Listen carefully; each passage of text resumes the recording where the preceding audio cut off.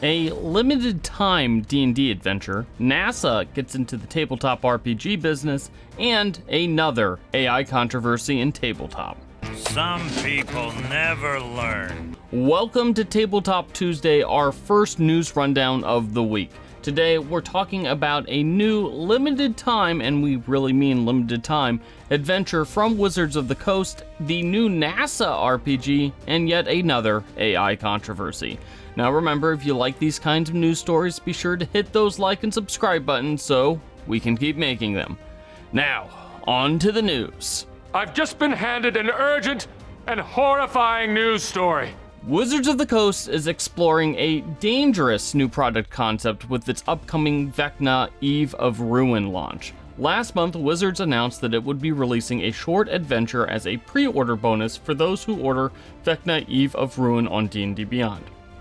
The pre-order bonus stuff isn't exactly new. Wizards and many other companies have played around with various perks for those who pre-order, and Wizards specifically has been playing around with different perks for those who pre-order on D&D Beyond, or even physical perks, such as an exclusive cover for those who bought the Dragonlance bundle a couple of years ago directly from Wizards of the Coast. But what was surprising about this was that it was a pre-order exclusive.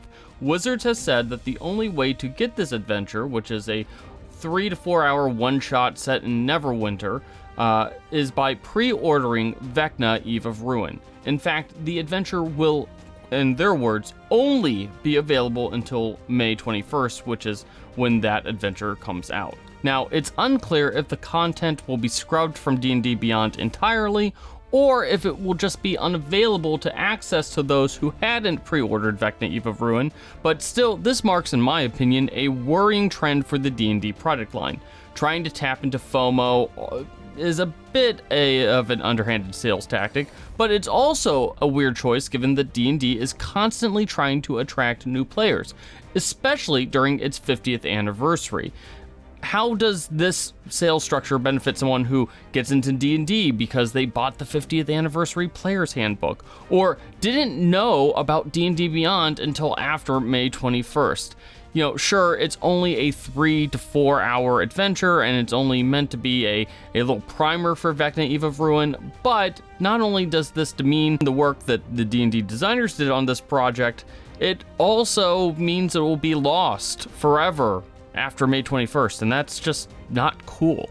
Not cool at all! NASA is getting into the tabletop RPG business. NASA, yes, that NASA, the space NASA, has announced its first ever RPG, a free-to-download RPG supplement that's, says it's system agnostic, but it's pretty clearly meant for D&D, designed to introduce various scientific theories and science skills.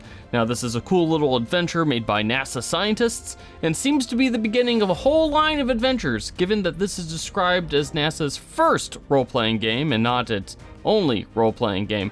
You can download the adventure guide for free over on NASA's website. It's not rocket science. Warhammer Age of Sigmar is getting a brand new army. Games Workshop has announced a new Dark Oath Marauders armor line, which appears to be an updated version of the Chaos Marauders.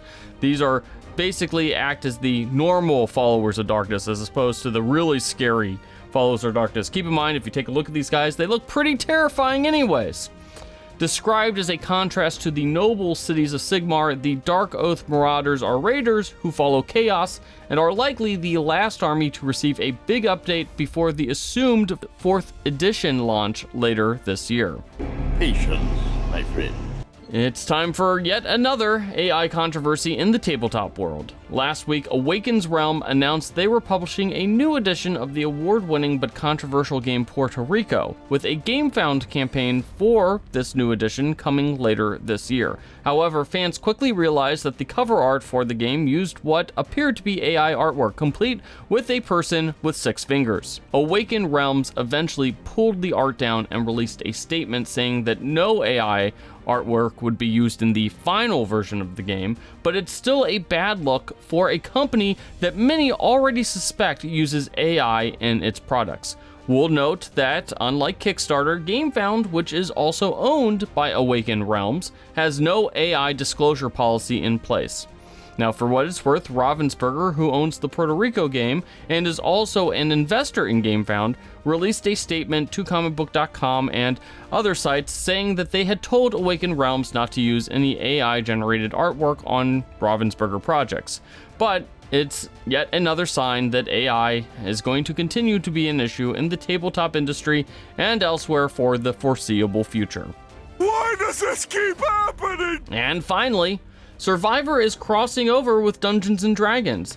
In last week's premiere episode, contestant Mariah Gaynor mentioned that she was a big nerd and specifically called out Dungeons & Dragons in the episode.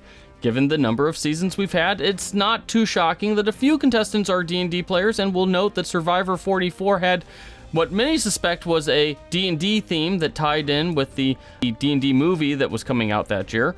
But, still pretty cool to see, and was pretty cool to see a Dungeons & Dragons shout out. Just someone saying that out in the open as they try to survive in the wild with only, coconuts and flames and like a dozen cameramen following them for 39 days.